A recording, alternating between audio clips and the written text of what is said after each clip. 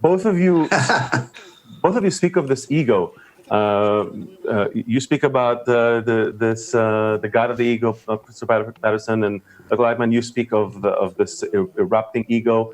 But I'm, as an observer, I look around and I see the Jews engaged in satisfying this God of the ego, just like everyone else. So the logical question is, well, we're like everyone else. Why even is there such a thing as anti-Semitism? I mean, Professor Patterson, if we are also, worshipping the God of the ego, so to speak, or at least trying to be like everyone else, why is there still such a persistent feeling against that group? Well, the Jews have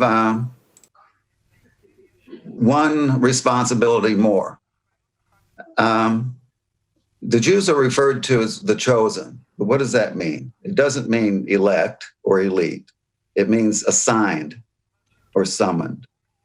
The Jews are chosen to say to humanity, every human being is chosen. So we are like everyone else. We are chosen. Everyone else is chosen. But to answer to the summons, to answer to the assignment requires getting rid of the ego. A Jew has as much ego as anybody else. Maybe a little more. I don't know. But so Dr. Laitman spoke of connections. The word mitzvah, commandment, comes from tzavta, the Aramaic word, which means connection. We connect through the commandments. God gives us commandments because we have an ego, so that we can overcome the ego and connect. When God commands us, God is saying, please connect with me. So we are, like others. And the commandment, there are two at least two, but there are two very important commandments in the Torah. Dr. Laitman referred to one, love for one another, right? It's Leviticus 19:18. V'ahavta l'recha kamocha. There's a teaching that says, the kamocha, as yourself, is not exactly, I know how much you love yourself, and that's how much I want you to love your neighbor, right? The kamocha is like, that is who you are. You are like that. In other words, your identity, which is not the ego, your humanity, lies in that connection, that relationship, the loving relationship, which, as Dr. Laitman mentions in his book, is a relation of giving. The hav in ahava is to give. So who I am is in that between space of connection to my fellow human being and connection to the Holy One. With regard to the other nations, soon after the commandment to love the neighbor is v'ahavta l'ger kamocha. You should love the stranger. In other words, the ones who aren't like you, who aren't the Jews, as yourself, because you are that loving relation. And the commandments concerning treatment of the stranger, appear 36 times in the Torah, more frequently than any other commandment. So in that way, since it's more important. We are v'ahavta l'ger kamocha. You are like the stranger. I mean, you are who you are is that loving relation. So yes, the Jews are like the rest of the nations, as a brother is like brother, sister is like sister. So we're summoned to say everyone is chosen. Now, why would we be hated for that? You asked earlier, what is the demand? To be chosen, as I said, is to be assigned. And to be assigned is to be made responsible to and for your fellow human being. Because our fellow human being is infinitely precious and one whom we are summoned to love, our responsibility is infinite and can never quite be met. We can never settle that account. The temptation of the ego is to have the account settled. I want my salvation guaranteed. I want to know I'm a good guy. There's no more debt upon me. But here's the Jew saying, it isn't quite done yet. It's bekol, we're summoned to love God. Bekol me'odecha, with all your more. Me'od is more. which is never enough. More. And it's a fearsome demand. If I can say just one more thing, there's a film called The Book Thief in which a Jewish guy is asked by a little girl, non-Jewish, why do they hate the Jews? And he says, because the Jews remind them of their humanity. Now, what are you reminded of when you're reminded of your humanity? Why would you hate someone for reminding you? You're reminded of the relation, which is relation of responsibility, a relation of loving kindness, where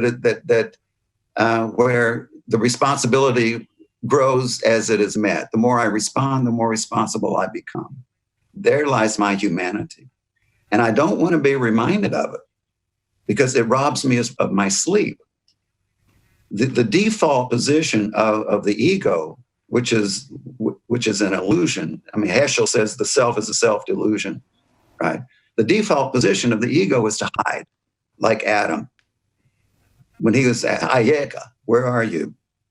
He was hiding. We all want to hide. We all want to sleep.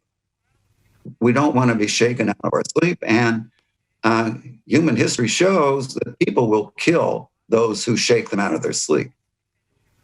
Yeah, so you're saying that anti-Semitism, this hate for the Jews, really this hate for humanity, to be awakened to this higher calling of humanity, the connection between others. Is this, I'm just curious, before I go back to Dr. Laitman, is this a force that you see working throughout history? Because a lot of people equate it with circumstantial issues, but do you see it as really as a driving force that's been... well, that's where the metaphysics comes in, right? The metaphysics of anti-Semitism. It has a social, economic, political manifestations, no doubt. But I would speak not so much in terms of a force as in terms of a summons or a voice or a question. It's the ayeka, the question put to Adam, where are you? Of course, the ayeka is from echa, it's how could you?